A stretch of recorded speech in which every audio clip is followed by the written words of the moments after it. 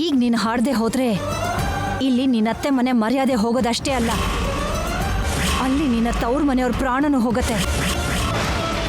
ಚೆನ್ನಾಗಿ ಯೋಚನೆ ಮಾಡು. ಬರ್ತೀನಿ ಅಮ್ಮವ್ರೆ, ಹೇಗಾದ್ರೂ ಬಂದು ಹಾಡ್ತೀನಿ.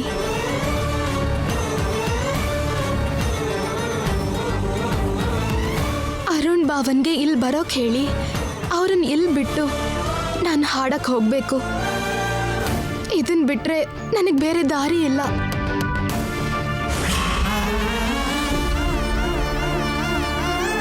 ಬಾವಾ, ಗೌರಮ್ಮ. ನಿನ್ನ ಪರಿಸ್ಥಿತಿ ನನಗೆ ಅರ್ಥ ಆಯ್ತು ಶ್ಯಾಮ. ನೀನು ಹೋಗಿ ಹಾಡು. ನಿನ್ನ ಅತ್ತೆಗೋಸ್ಕರ ಹಾಡಬೇಕು ಅಂದ್ಕೊಂಡಿಯಲ್ಲ, ಹೋಗು. ಅಖಿಲ್ ಜೊತೆ ನಾನಿರ್ತೀನಿ.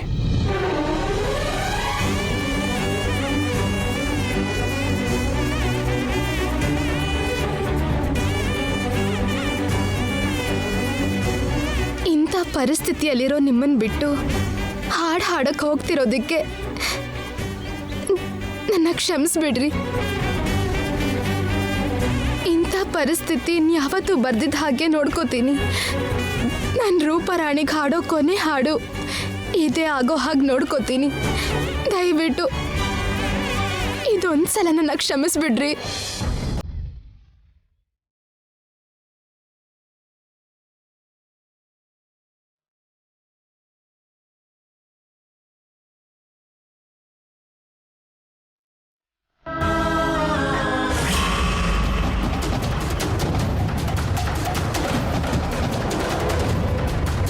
ಮಮ್ಮಿ, ಶ್ಯಾಮ ಹತ್ರ ಮಾತಾಡಿದ್ಯಾ?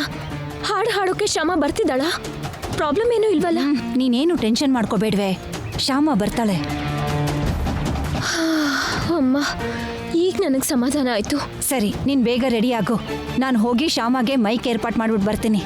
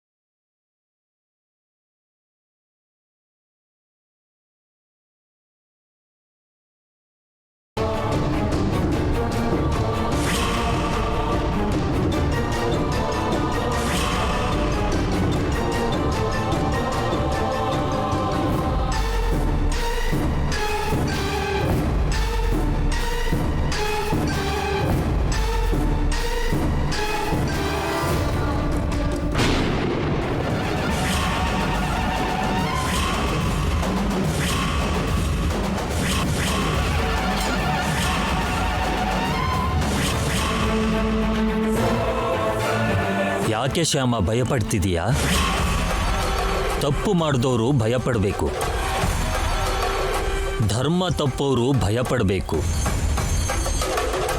ಆಪದ್ಧರ್ಮ ಅಂತ ಮಾಡೋ ಯಾವ ಕೆಲಸಕ್ಕೂ ಹೆದರೋ ಅಗತ್ಯ ಇಲ್ಲ.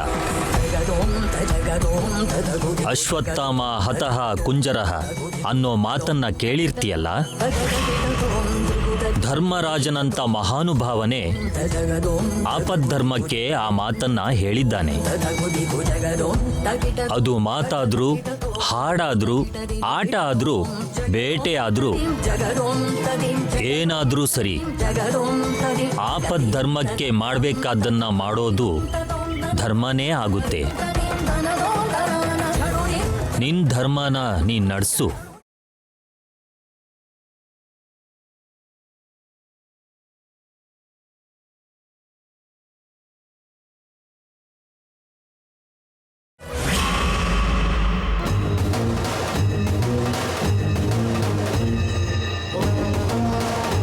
ಬನ್ನಿ ಗುರುಗಳೇ, ಶುಭವಾಗಲಿ. ಕೂತ್ಕೊಳ್ಳಿ. ಬನ್ನಿ. ಆಯುಷ್ಮಾನ್ ಭವ. ಕೂತ್ಕೊಳ್ಳಿ ಗುರುಗಳೇ.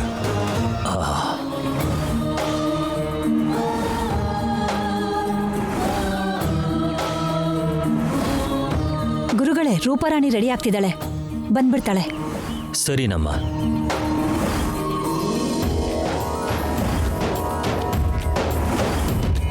ರೂಪಾರಾಣಿ ಹಾಡು ನಿಮ್ಗೆ ತುಂಬಾ ಇಷ್ಟ ಅಂತ ಅನ್ಸುತ್ತೆ ಗುರುಗಳೇ. ಹೌದು, ಇಷ್ಟ ಆಗುತ್ತೆ. ಅವಳು ತುಂಬಾ ಶ್ರದ್ಧೆಯಿಂದ ಹಾಡ್ತಾಳಲ್ವಾ, ಯಾಕಿಷ್ಟ ಆಗಲ್ಲ?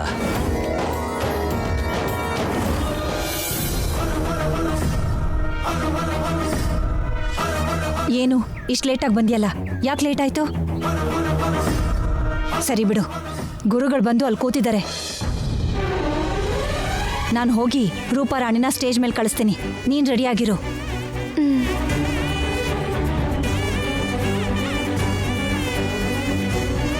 ಅಖಿಲ್ ಅವರೇ, ನಿಮ್ಮನ್ನ ಅಂತ ಪರಿಸ್ಥಿತಿಯಲ್ಲೂ ಬಿಟ್ಟು ಬಂದಿದ್ದೀನಿ, ನನ್ನ ಕ್ಷಮಿಸ್ಬಿಡಿ.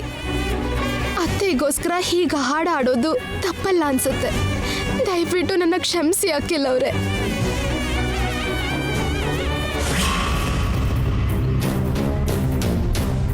ಹೋಗು.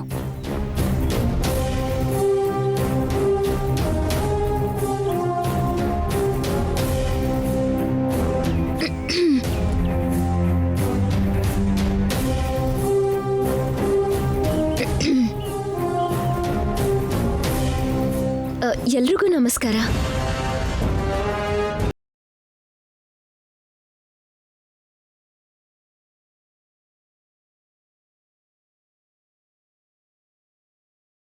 ಗುರುಗಳ ಮುಂದೆ ಹೀಗೆ ಹಾಡು ಹೇಳೋ ಅವಕಾಶ, ಇಂಥ ಅದೃಷ್ಟನ ನನಗೆ ಕೊಟ್ಟಿದ್ದಕ್ಕೆ ಗುರುಗಳ ಪಾದ ಕಮಲಕ್ಕೆ ನಮಸ್ಕರಿಸುತ್ತಾ ಹಾಡನ್ನು ಶುರು ಮಾಡ್ತೀನಿ.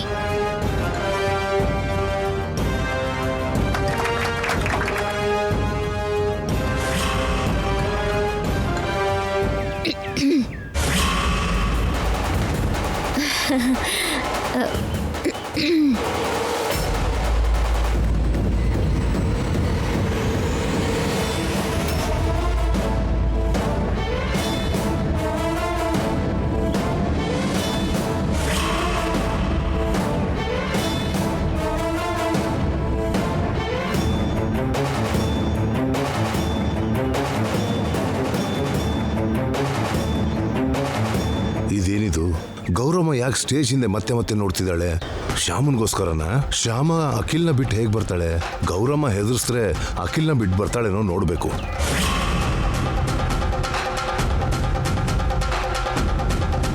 ಎಲ್ಲಿಗೆ ರೀ? ಅರ್ಜೆಂಟ್ ಕಾಲ್, ಮಾತಾಡ್ಬಿಟ್ಟು ಬರ್ತೀನಿ.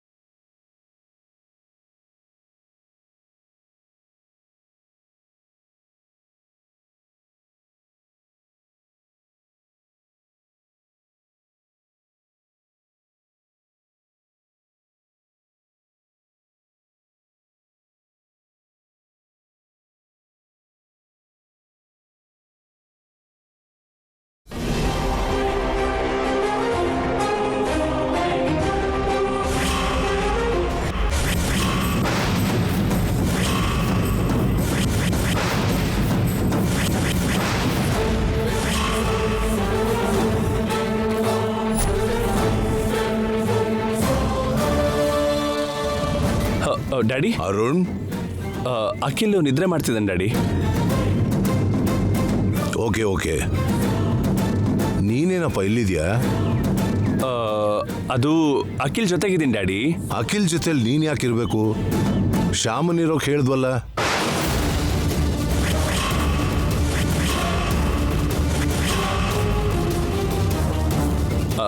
ಅದು ಇಲ್ವಾ? ಶ್ಯಾಮ ಇಲ್ಲಿಲ್ವಾ? ಅಂದರೆ ಡ್ಯಾಡಿ ಅದು ಹಾಂ, ರೂಪಾರಾಣಿ ಹಾಡು ಕೇಳಬೇಕು ಅಂದರೆ ನಾನೇ ಹೋಗು ಅಂತ ಹೇಳಿದೆ. ಏನೋ ನಡೀತಿದೆ. ಓಕೆ, ಹಾಡು ಕೇಳಬೇಕು ಅಂದ್ರೆ ನೀನು ಕಳ್ಸ್ಕೊಟ್ಯಾ? ಹಾಂ ಹಾಂ, ಸರಿ ಬಿಡು. ಅಖಿಲ್ನ ಹುಷಾರಾಗಿ ನೋಡ್ಕೊ. Okay daddy. ಅಖಿಲ್ನ ಒಂಟಿಯಾಗ್ಬಿಟ್ಟು ಶ್ಯಾಮ ಹಾಡು ಕೇಳೋಕೆ ಹೋದ್ಲು ಅಂದ್ರೆ ಏನು? Something is wrong. ಸರಿ ಆಯ್ತು, ಹುಷಾರಾಗಿ ನೋಡ್ಕೊ. ಬರ್ತೀನಿ. ಹಾಂ.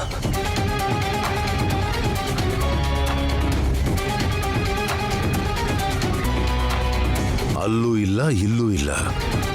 ಗೌರಮ್ಮ ಮಾತೆತ್ತಿದ್ರೆ ಸಾಕು ಸ್ಟೇಜ್ ಹಿಂದೆ ನೋಡ್ತಾಳೆ. ಅಂದ್ರೆ ಸ್ಟೇಜ್ ಹಿಂದೆ ಏನೋ ಇದೆ ಅಂತ ಆಯ್ತು. ನೋಡೋಣ.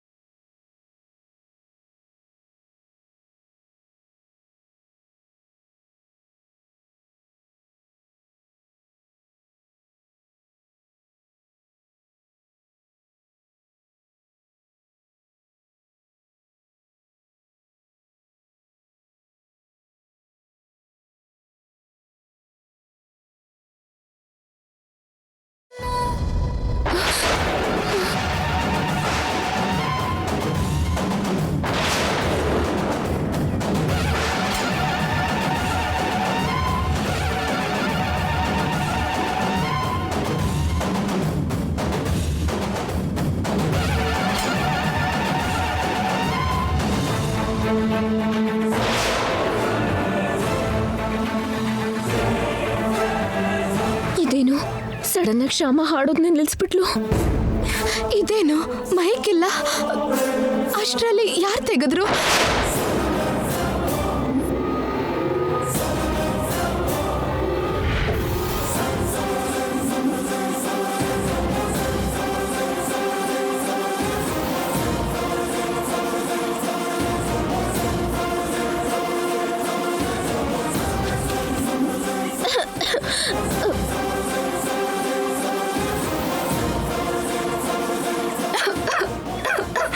ಹೋಗ್ಲಿ ಬಿಡು.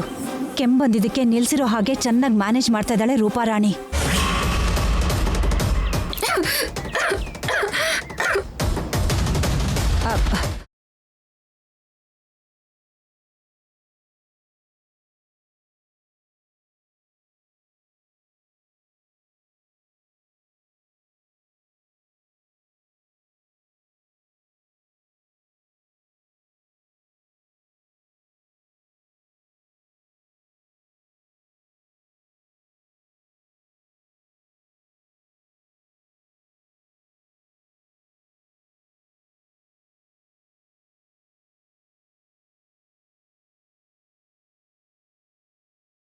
ಏನ್ ಮಮ್ಮಿ, ಅವಳು ಹಾಡೋದೇ ನಿಲ್ಸ್ಬಿಟ್ಲು. ಅದೇ ನನಗೂ ಅರ್ಥ ಆಗ್ತಾ ಇಲ್ವೇ. ಸರಿ ಬಿಡು, ಹಾಡು ಮುಗೀತಲ್ಲ, ನಾನೇ ಹೇಗಾದ್ರೂ ಮ್ಯಾನೇಜ್ ಮಾಡ್ತೀನಿ.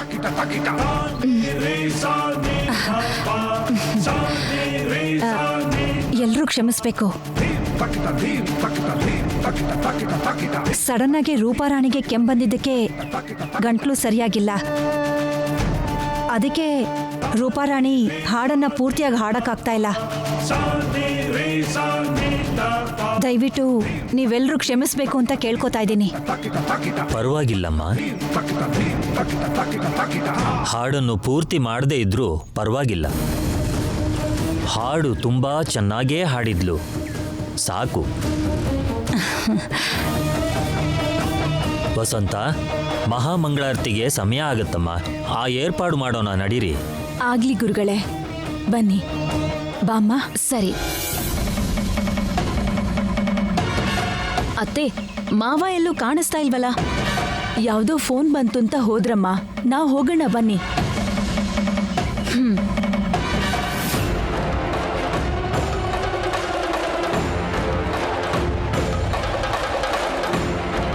ಹಬ್ಬ, ಅಂತೂ ಪಾರಾದ್ವಿ. ಹಾ ಸರಿ, ಸಡನ್ ಆಗಿ ಶ್ಯಾಮ ಹಾಡು ಹೇಳೋದನ್ನ ಯಾಕೆ ನಿಲ್ಸಿದ್ಲು ಅಂತ ತಿಳ್ಕೊಳ್ಳೋಣ ಬಾ.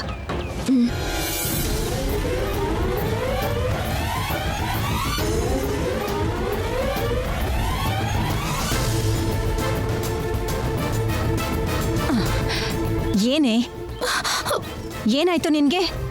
ಯಾಕೆ ಸಡನ್ ಆಗಿ ಹಾಡೋದನ್ನ ನಿಲ್ಲಿಸ್ದೆ? ನಾನ್ ನಿಲ್ಸಿಲ್ಲ ಅಮ್ಮವ್ರೆ. ನಾನ್ ನಂಬೋದಿಲ್ಲ, ನೀನೇ ನಿಲ್ಸಿರ್ತೀಯ. ಗುರುಗಳ ಮುಂದೆ ನನ್ ಮರ್ಯಾದೆ ತೆಗಿಯೋಕೆ ಬೇಕು ಅಂತಾನೆ ಹಾಡನ್ನ ಮಧ್ಯದಲ್ಲಿ ನೀನೇ ನಿಲ್ಸಿರ್ತೀಯ. ಇಲ್ಲ ರೂಪಾರಾಣಿ, ನಾನ್ ಹಾಡಾಡೋದು ನಿಲ್ಸಿಲ್ಲ. ಕೃಷ್ಣನ್ ಮೇಲಾಣೆ. ನೀನ್ ನಿಲ್ಲಿಸ್ಲಿಲ್ಲ ಅಂದ್ರೆ ಇನ್ಯಾರು ಬಂದ್ ನಿಲ್ಸಿದ್ರು? ಆ ಕೃಷ್ಣ ಬಂದ್ ನಿಲ್ಸದ್ನಾ? ಹೌದು ಹೌದು ಹೌದು.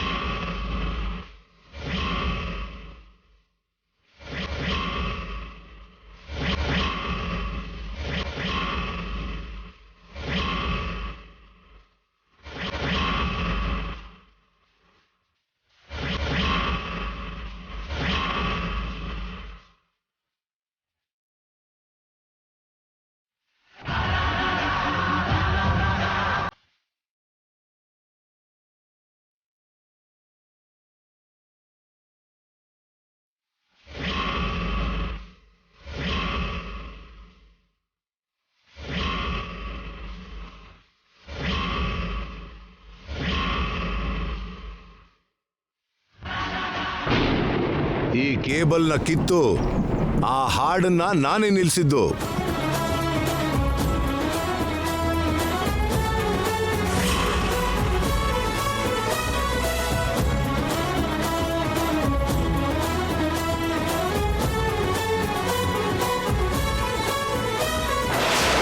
ಶ್ಯಾಮ ಕಂಠದಿಂದ ಬರ್ತಿರೋ ಹಾಡು ರೂಪಾ ರಾಣಿ ಕಂಠದಿಂದ ಹೊರಗೆ ಬರಬಾರದು ಅಂತಾನೆ ಈ ಕೇಬಲ್ನ ಕಿತ್ತು ನಾನೇ ಆ ಹಾಡು ನಿಲ್ಲಿಸಿದ್ದು.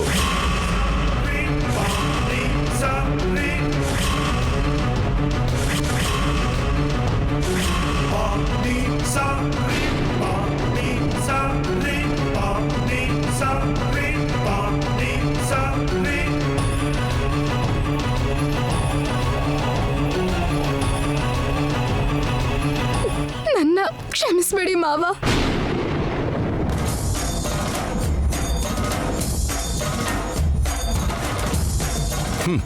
ನಾನ್ ಕ್ಷಮಿಸಿದ್ರು ನನ್ ಮಗ ಅಖಿಲ್ ನಿನ್ನ ಕ್ಷಮಿಸ್ತಾನೆ ಅನ್ಕೊಂಡಿದ್ಯಾ? ಸುಳ್ಳುಗಳು ಹೇಳೋರ್ನ, ಮೋಸ ಮಾಡೋರ್ನ ನೋಡಿದ್ರೇನೆ ಅಸಹ್ಯ ಪಟ್ಕೊಳ್ಳೋ ನಮ್ಮ ಅಖಿಲ್ ನಿನ್ನ ಕ್ಷಮಿಸ್ತಾನೆ ಅನ್ಕೊಂಡಿದ್ಯಾ?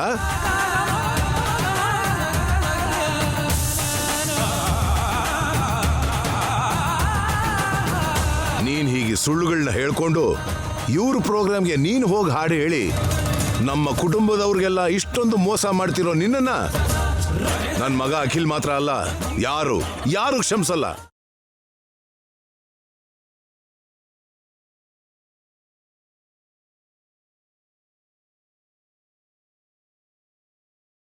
ಮಾವ, ದಯವಿಟ್ಟು ನನ್ನ ಪರಿಸ್ಥಿತಿನ ಅರ್ಥ ಮಾಡ್ಕೊಳ್ಳಿ.